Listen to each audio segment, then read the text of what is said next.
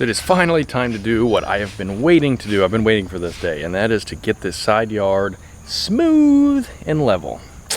Super smooth. Got a pretty big low spot right here, kind of dips down. Another low spot right in there. And then everywhere I trenched for irrigation, you can kind of see the trench lines run right through here, and they are darker. They run all the way down through this way. They are pretty low, and the grass is longer here because it's lower, and the reel mower doesn't cut perfectly on this, and it's darker through here. So I want to get this built up so that it is smooth all across this lawn. So I'm going to be leveling this lawn using sand, and we're going to talk a little bit more about that here in just a little bit. I've got that, but the first step that we need to do is actually aerate.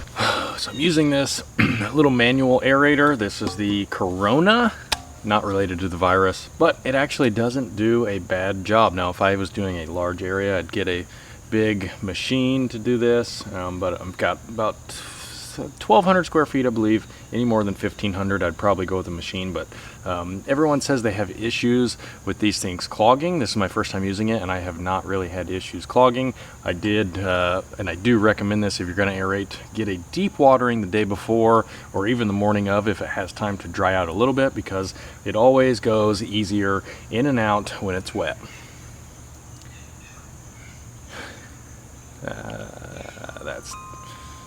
Yeah.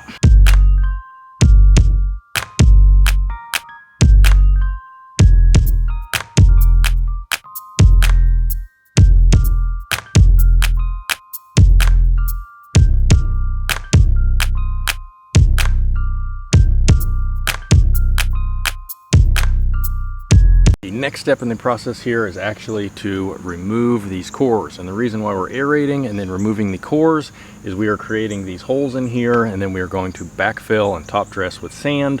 That is going to fill all the holes up with sand. That is it's aerification. What it is it's creating a place where the roots can spread out and fill in and thicken up, and it's also helping with drainage. It is helping decrease your chance for disease and other things like that. Just very good for the grass.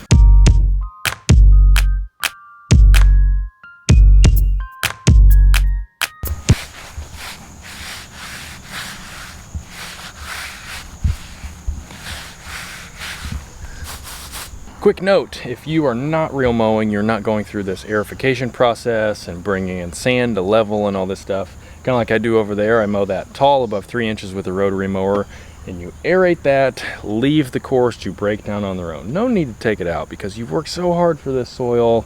You put goodies and fertilizer in it. Just leave it to break down naturally. Do not take the cores out. So once we have these all raked up and piled up, I know a lot of people just like to dump them and get them out of here, but talking to my buddy at the golf course, he tells me reincorporate that into my top dressing. So what I'm going to do, I'm going to put the sand out, and then I'm going to kind of break that up as much as I can and just spread it around, or we'll use it in the garden bed, something like that. But I do not want to just throw it away because it is good soil. So now comes the fun part, spreading the sand. This is mason sand. It's a very fine sand. Easy for your lawn to grow up through it. You need to get your lawn as short as possible to give your lawn the best chance to grow up and through it. I also added the Whisperer pack to this with a little extra spike of nitrogen just to give this a little boost to grow up through this stuff right here. Now, general rule of thumb is about a yard of this stuff per 1,000 square feet. You basically would take it and spread it all over this and spread it out and smooth it out with a leveling rake or a leveling drag until it is completely flat and smooth and the sand has worked itself into the low area. That is what I did over here, and as you can see, compared to what it looked like day one, it is much better. But with the help of my sprinklers and the brush, just coming out and brushing this stuff in and just working it in there, where it is heavy right here is definitely the low spot here, and that will continue to settle and the grass grow up right through that. I am going to call an audible though on this section right here, and if I had known this before I did that right there, I would do the same thing, but I'm going to do this section just a little bit different. We have potentially the opportunity to list our house. I don't want to have listing pictures with my yard buried in sand, other than maybe the possibility of adding to the listing that we've got beachfront property and that increase the resale value. Other than that, I do not want this yard buried in sand if we're going to list it and people are going to come by.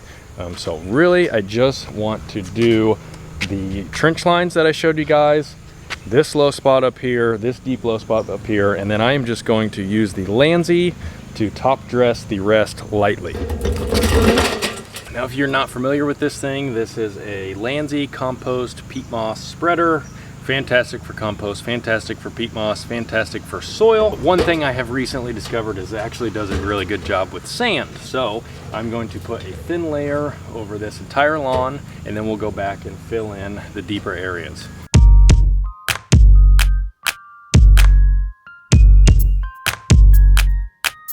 So it actually does a really nice job. I actually wish I had the bigger one here with me, but it's at my brother's house. He's borrowing it.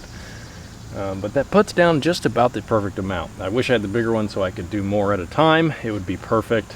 But that is just the right amount of sand that I want to put on here.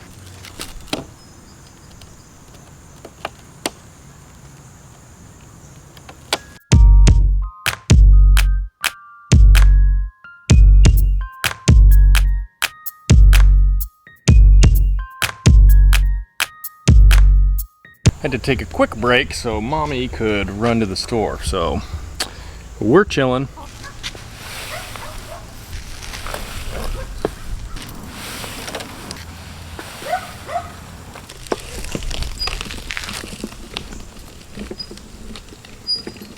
We've got a light layer of sand. Honestly, the Landsy put about a perfect amount, exactly what I wanted across this. And so I've got that on here, and then I've got heavier sand in the low spots and in these trench lines.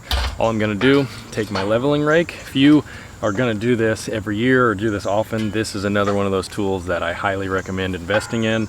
It will pay for itself. If not, go ahead, get a push broom, something like this, and just lightly drag this stuff in just to spread it more evenly, maybe work it into the top layer or the top canopy of the grass, and then level out these trench lines and low spots. This thing does a fantastic job of that. So that's what we're gonna do.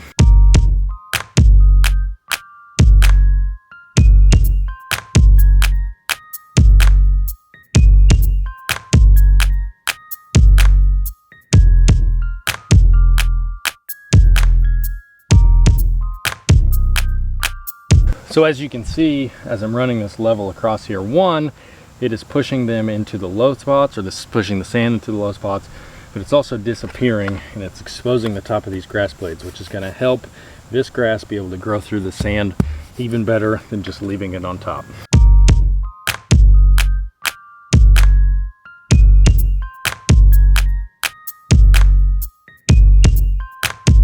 So we've got most of that worked in there. As you can see, there's a lot of it disappeared and it's down in the canopy. There are some spots that are thicker and heavier. Those are the lower spots, especially over here, the trench line.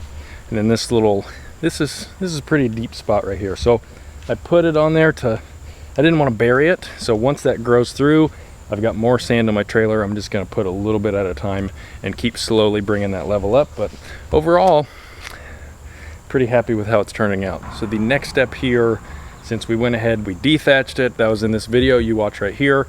Then we aerated, got the sand. Sand is actually, believe it or not, is actually a pretty good growing medium for grass seed. So we're gonna go ahead and we're gonna do a light overseed.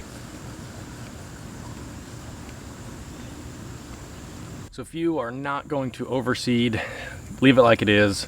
Water, water, water, get that grass to grow up through that sand. Now I am going to go ahead and I'm going to overseed this. I am using the same 365 SS Kentucky Bluegrass mix I got from Mountain View Seeds. That's what I planted that section up there, and honestly it is my favorite bluegrass mix. I think it grows fantastic. It is a great texture, it feels great, it looks great, and it's really good traffic tolerance, because I mean that's what they use on Fenway Park baseball field at the Red Sox Stadium. So, I mean, it has to be good, obviously, is what I'm going with to overseed this right here. And then I'm going to also overseed with Mountain View Seeds Slugger 3GL perennial ryegrass, just to get a little ryegrass in there. So, yeah, that's it. 1 pound per 1,000. Let's get after it. So that is the process right there. The only thing left to do is water and wait and watch it fill in and hope for the best. Optional step, save these plugs right here that we took away. Do not throw them away, let them dry out a little bit, and then crumble them up, spread them light dusting over top of this as an extra top dressing, just because we work so hard fertilizing our soil and building up our soil and putting nutrients in there that we can reuse these and put them back on there. But just a light layer. That's all I've got. We'll see you guys.